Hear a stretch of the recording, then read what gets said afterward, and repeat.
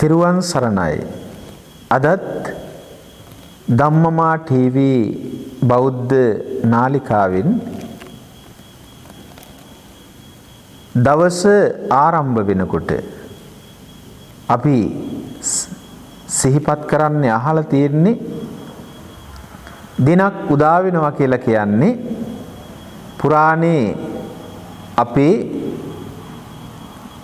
මුතුන් මිත්තන් දවසක් ආරම්භ වෙනකොට කිව්වේ අපට දහසක් බුදුන් බුදුවන හිමිදිරි උදෑසන. ඒ දවස ආරම්භ වෙනකොට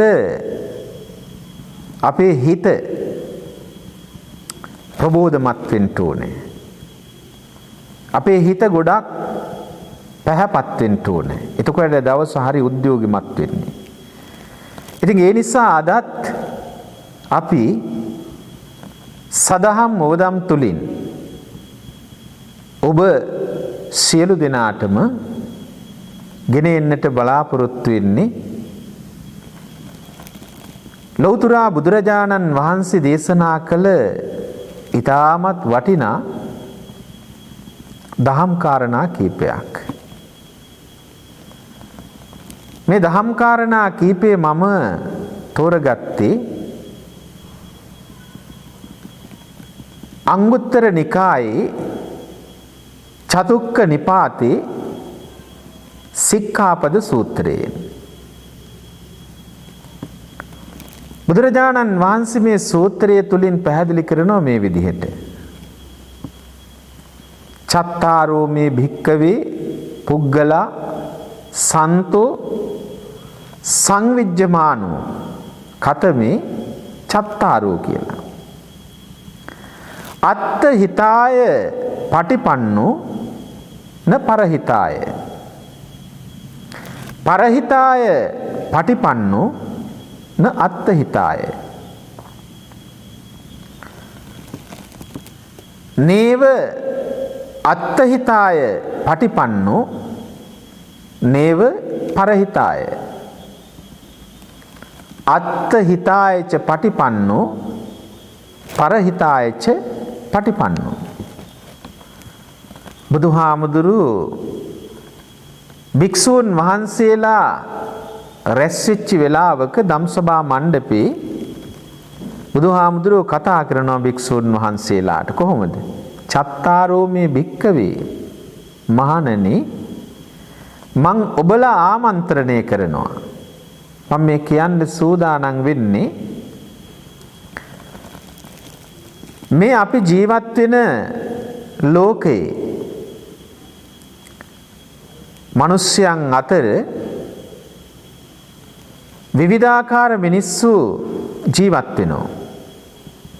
එක තැනක උන්වහන්සේ කියනවා නානත්ත කායා නානත්ත සංඥා.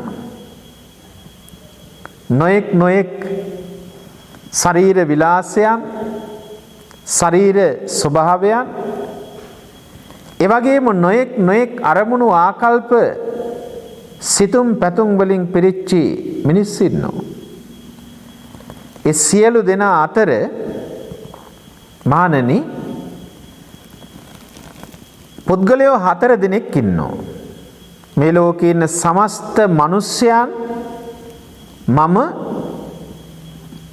ගොඩවල් 4කට වෙන් කරලා මෙන්න මේ අය තමයි ලෝකයේ තුල මේ සමස්ත මිනිස්සු අතර මේ කියන පුද්ගලයන් තමයි ජීවත් වෙන්නේ කියලා කොටස් 4කට බෙදලා බුදුහාමුදුරු ලස්සනට මේ කාරණේ විග්‍රහ කරනවා. ඒ පළවෙනි පුද්ගලයා තමයි අත්ත හිතාය පටිපන්නෝ න පරහිතාය. ඒ කියලා කියන්නේ තමන්ගේ යහපත ගැන තමන්ගේ අභිවෘද්ධිය ගැන තමන්ගේ දියුණුව ගැන ගොඩක් දෙනෙක් හිතනවා.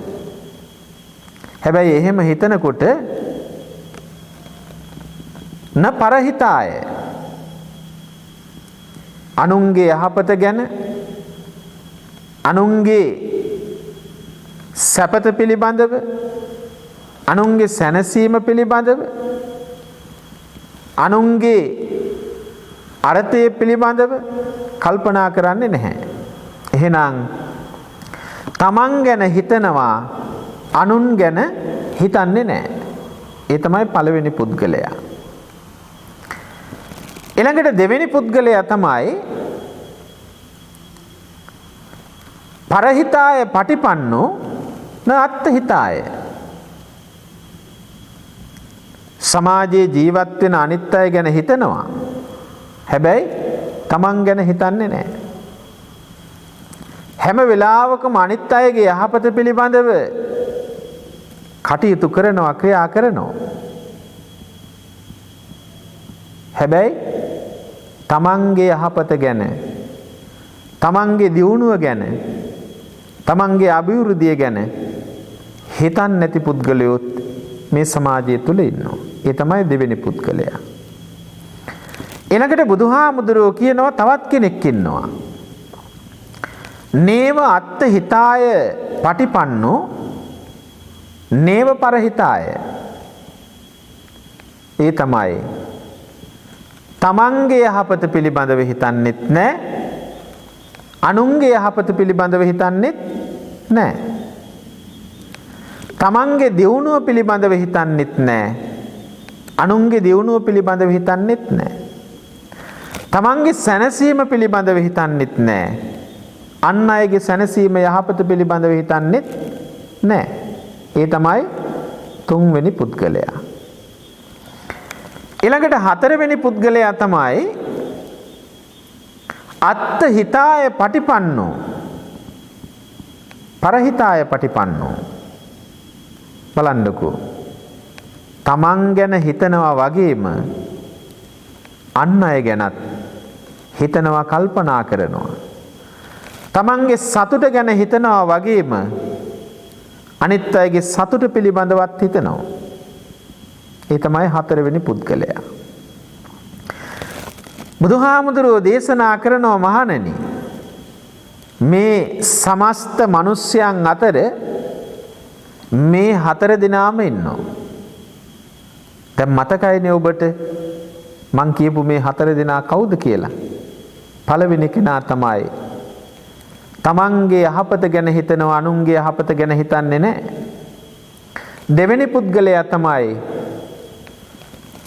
අනුන්ගේ යහපත ගැන හිතනවා, තමන්ගේ යහපත ගැන හිතන්නේ නැහැ.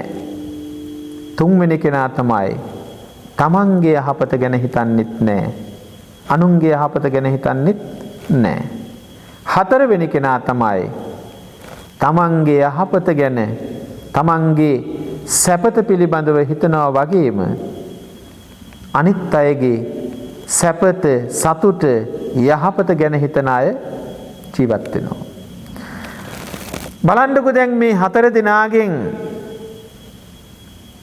අවසානම කෙනා ගොඩක් වටිනවා නේද?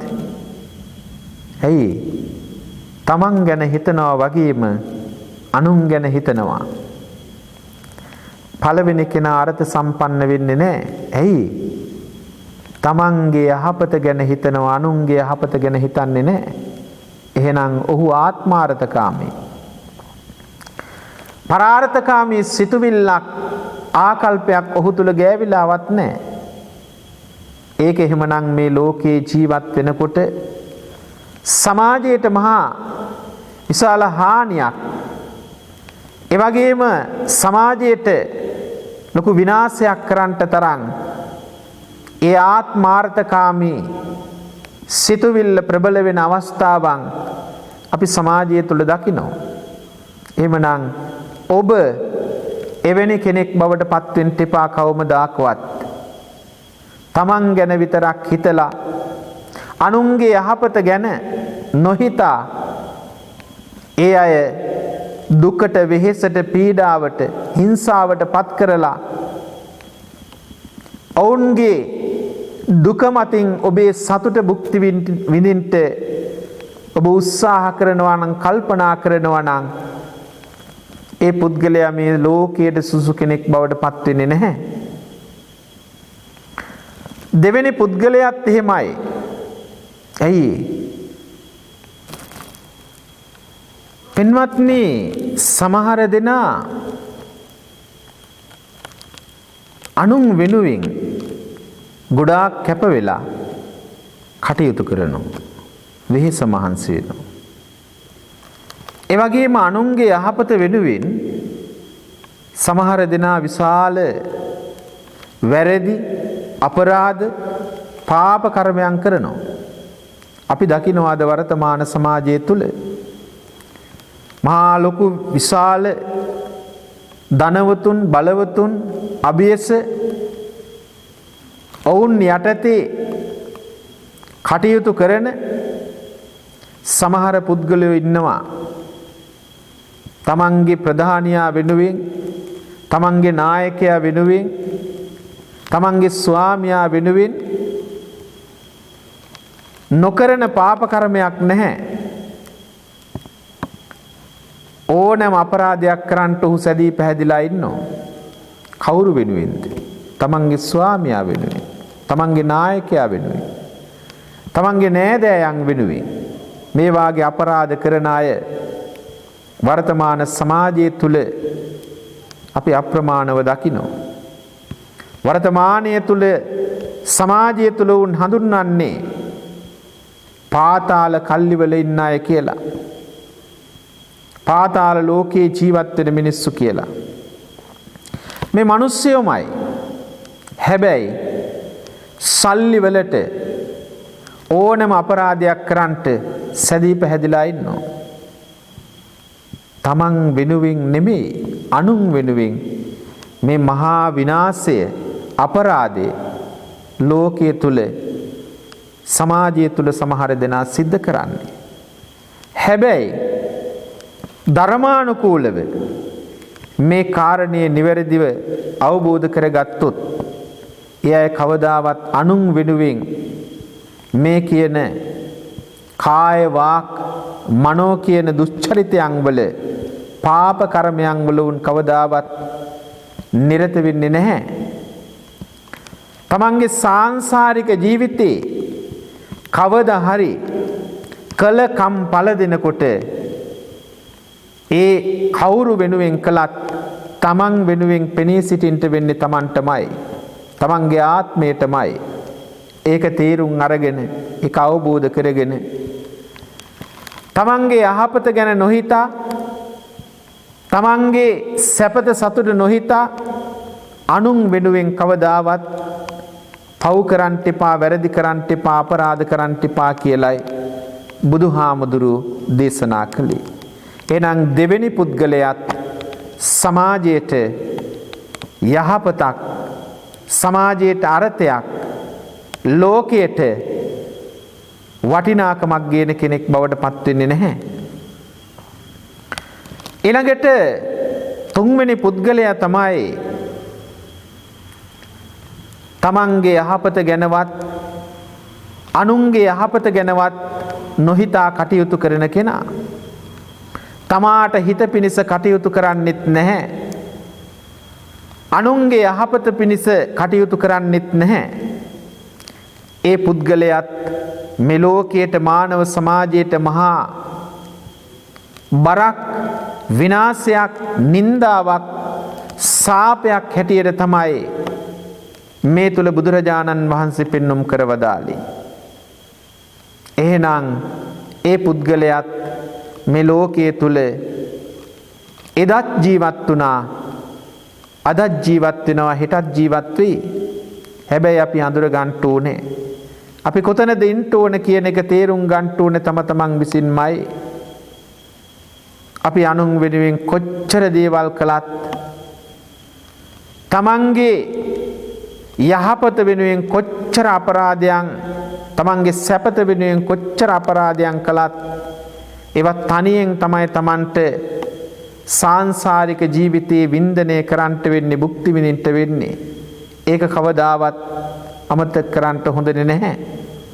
ඒ නිසා තුන්වෙනි පුද්ගලයාත් තමන්ගේ හිත පිණිස කටයුතු නොකරන, අනුන්ගේ යහපත පිණිස කටයුතු නොකරන පුද්ගලයා සමාජයට මහා බරක්, පාපයක්, හිරිහැරයක්, විනාශයක් කියන එක බුදුහාමුදුරුවෝ දේශනා කළා. ඒ පුද්ගලයාත් මේ සමාජයට ලෝකයට පිළලයක් බරක් කියන එක බුදුහාමුදුරුවෝ දේශනා කරන්නට යෙදුනා.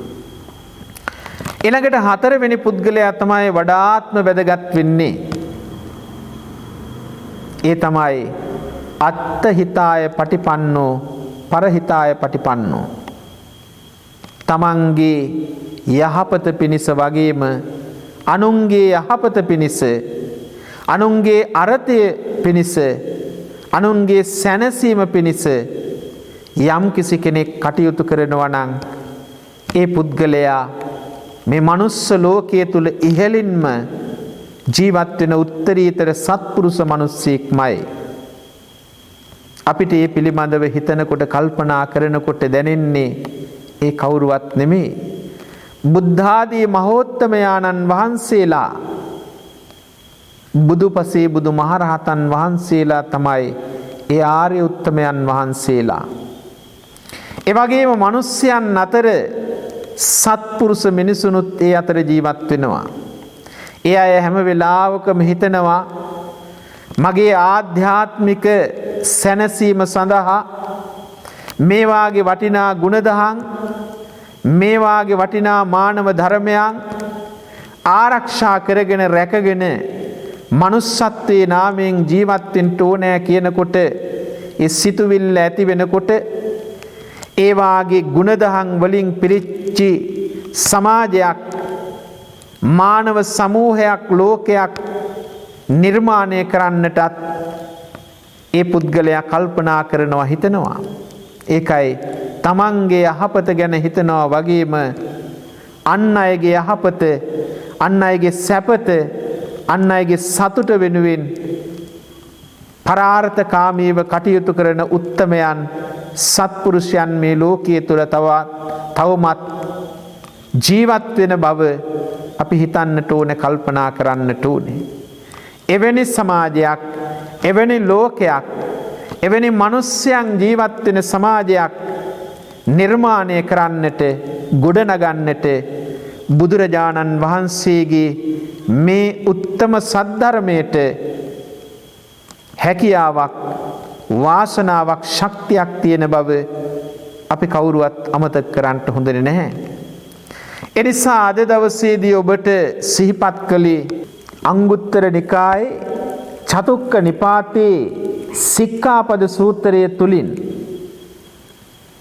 ඔබට පැහැදිලි කළේ ඉදිරිපත් කළේ මේ ලෝකයේ තුල ජීවත් වෙන මිනිස්යන් අතර වටිනාම මිනිසයා ඒ වගේම ශ්‍රේෂ්ඨතම මිනිසා දැන හඳුනා ගන්නට වටිනා දහමක් ඔබට අද සදහම් අවදන් තුලින් මා ඉදිරිපත් කරන්නට යෙදුනේ.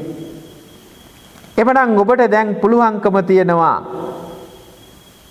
මොහොතක් මේ ශ්‍රවණය කළ ධර්ම නිර්ණායකයන් තමන්ට ගලපගෙන මේ පුද්ගලයෝ 4 දෙනාගෙන් මං මොන පුද්ගලයන් ගොඩේද අයිති වෙන්නේ කියන එක පිළිබඳව තමන්ට තක්සේරු කරන්නට මනින්ට පුළුවන්කමක් මේ උතුම් සදහම් ඕදන තුලින් ඔබට හැකියාව ලැබුණා. එනිසා හැමෝටම ඒ උතුම් සද්ධර්ම නිර්දේශයන් තුලින් සද්ධර්ම නිර්ණායකයන් තුලින් ඔබව දැකලා ඔබව තේරුම් අරගෙන ඔබේ වටිනාකම තේරුම් අරගෙන ලැබුවා වූ මනුස්සාත්ම භාවය තුල අර්ථ සම්පන්න ජීවිතයක් ගත කරන්නට අර්ථ සම්පන්න සමාජයක් ගොඩනගන්නට අර්ථ සම්පන්න ලෝකයක් නිර්මාණය කරන්නට මේ උතුම් සද්ධර්මය ආශිර්වාදයක්ම වේවා කියලා අප අවසාන වශයෙන් ප්‍රාර්ථනා කරනවා. ඔබ සියලු දෙනාටම උතුම් වූ නිවනින් සැනසීම හේතු වේවායි අප ප්‍රාර්ථනා කරනවා. ඔබ සැමට තෙරුවන් සරණයි. ඔබ මෙතෙක් වෙලාවක් මේ සදහම් ඔබ දෙන අර්ථවත් බණපද ශ්‍රවණය කරලා ඔබේ ජීවිතයට ඔබට අරුතක් වටිනාකමක් එකතු කරගන්නට අවස්ථාවක් ලැබුණා නම් හොඳයි වටිනවා කියලා හිතෙනවා නම් අපිව තව තවත් මේ සියලු දෙනාටම මේ උතුම් සද්ධර්මයේ ලෝකයේ පුරාවටම ධර්ම දානයක් හැටියට ප්‍රචාරය කරන්නට අපිව නිරන්තරයෙන් ධම්මමා ටීවී බෞද්ධ නාලිකාව තුලින් අපිව හැමදාමත් මේ උතුම් සද්ධර්ම දේශනාවන් ගෙන එන්නට අපව සබ්ස්ක්‍රයිබ් කරන්නට ඔබ සියලු දෙනාටම සිහිපත් කරමින් අපි හැම දිනාටම ප්‍රාර්ථනා කරනවා